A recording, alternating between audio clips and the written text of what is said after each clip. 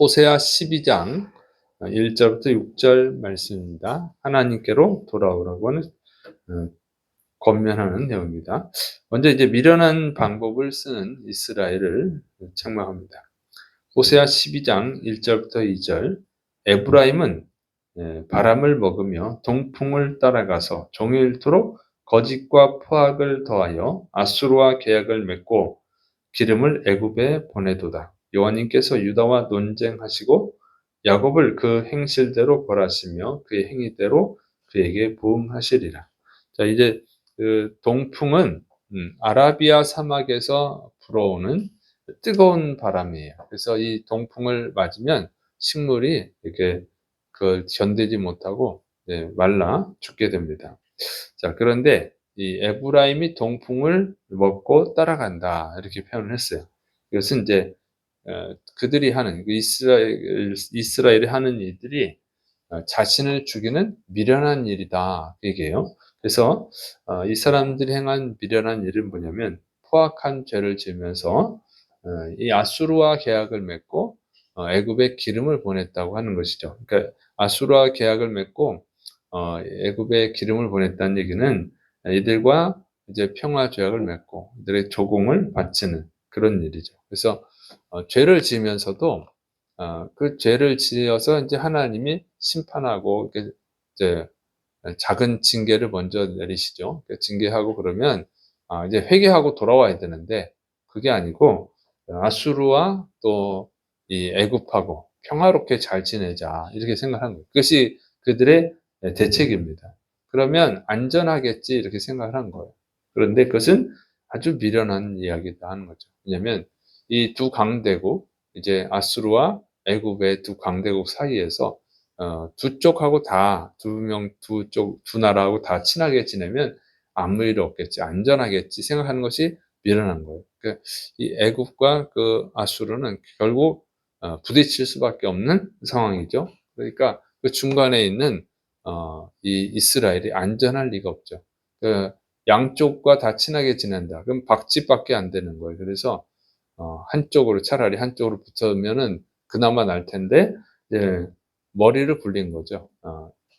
아수르하고도 친하게 지내고 애굽하고도 친하게 지내고 그러면 안전하겠지 이렇게 생각한 것은 굉장히 미련한 일이다 하는 것입니다.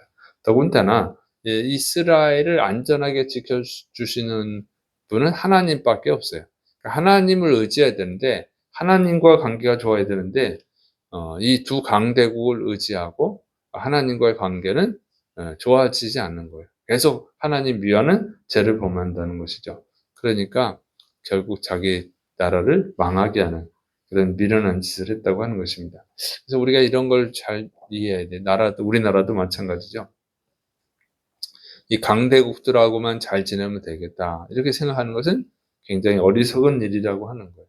그래서 박쥐처럼 굴면 안 된다는 거죠. 그리고 그러니까 옛날부터 뭐 등거리 외교 이런 말도 있지만 그건 어디까지나 결과론적이고 인간적인 해석이고 결국 두 강대국이 부딪히면 한쪽 편에 서지 않으면 이제 잘못되게 망하게 되는 거죠. 그런데 제일 중요한 것은 뭐냐면 하나님과의 관계가 좋아야 된다고 하는 거예요. 왜냐하면 역사를 주관하시는 분은 하나님이니까. 그리고 사실은 사람들이 뭔가를 하는 것 같지만 그러나 다 하나님의 계획 속에서 이루어지는 일이라고 하는 거예요. 그래서 하나님이 지켜주셔야만 나라가 안전한 것입니다. 그래서 하나님이 지켜주시지 않으면 그 나라는 망하게 돼 있어요. 그래서 우리는 그 나라를 이끌어가는 지도자들이 대통령과 국회의원들 이런 분들이 하나님을 두려워하고 하나님 앞에 바로 설 수 있도록 우리가 기도해야 될 줄을 믿으시기 바랍니다. 자, 그다음에 이제 하나님과의 관계를 개선하는 방법을 얘기합니다. 호세아 12장 3절, 4절. 야곱은 모태에서 그의 형의 발 뒤꿈치를 잡았고 또 힘으로는 하나님과 겨루되 천사와 겨루어 이기고 울며 그에게 간구하였으며 하나님은 베델에서 그를 만나셨고 거기에서 우리에게 말씀하셨나니. 자, 야곱은 이스라엘의 조상이죠. 근데 모태에서 형의 발 뒤꿈치를 잡고 태어난 사람입니다. 이것은 이제 야곱이 굉장히 인간적인 방법을 쓰는 사람이다. 머리가 좋죠. 인간적인 방법을 쓰는 사람이라고 하는 것을 말할 때 하는 표현이에요. 근데 이 야곱이 처음엔 인간적인 방법을 사용해서 형 에서가 자기를 죽이려고 올 때 인간적인 방법을 써서 해결하려고 그랬죠. 그래서 이 소, 양 이런 그 예물을 형한테 보낸 거예요. 그래서 형하고 화해를 하려고 했던 거예요. 그런데 아무 소용이 없었죠. 아무리 많은 소, 양을 보내도 그 형의 분노를 가라앉힐 수가 없었어요. 그래서 이 야곱은 너무너무 무서워서 이 야복나루, 야복강 나루에 남아서 이제 천사와 씨름을 하게 됩니다. 거기서 이겼다고 하는 거예요. 붙들고 늘어져서 이기죠.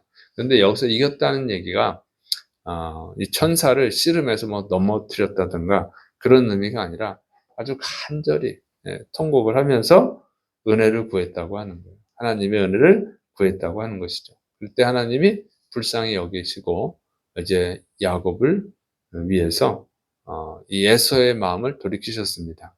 그렇게 돼서 이제 문제가 해결이 됐죠. 그 얘기를 하고 있는 거예요. 그러니까 이 얘기를 하고 있는 것은 뭐냐면 이스라엘이 지금 아수르와 평화조약을 맺고 조공을 바치고 또 애국과 평화조약을 맺고 조공을 바치고 그런 것은 미련한 일이다. 인간적인 방법일 뿐이라고 하는 것이죠. 안절하려면 하나님의 은혜를 구해야 된다고 하는 거예요. 그러니까 회개하고 하나님의 은혜를 구해야만 이스라엘이 안전할 수 있다고 하는 거예요. 그래서 이거를 가르쳐 주고 있는 것이죠. 다른 방법은 아무 소용이 없어요. 그러니까 이 뭐 조공을 바치고 뇌물을 바치고 이런 것이 그것이 아무 소용이 없다는 거예요. 하나님이 은혜를 베푸실 때 그것이 필요한 것이니까 그러니까 인간적 노력이 아무 필요 없다는 얘기가 아니에요. 하나님을 의지하지 않고 할 때는 아무 소용이 없다는 거예요. 하나님을 의지하고 할 때야 인간적 노력도 그것이 효과가 있다고 하는 것이죠.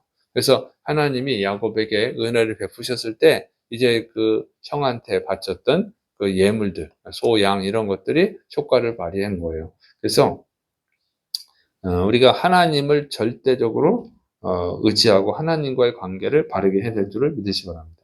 또 이것만 얘기하면 인간적인 노력은 아무것도 안 해도 된다 이렇게 생각하면 안 되고 그게 아니고 하나님을 의지하고 할 때 하나님의 은혜를 입을 때 인간적 노력이 필요한 것이죠. 그래서 우리가 여러분은 또 세상에서 열심히 일해서 돈을 벌어야 되죠.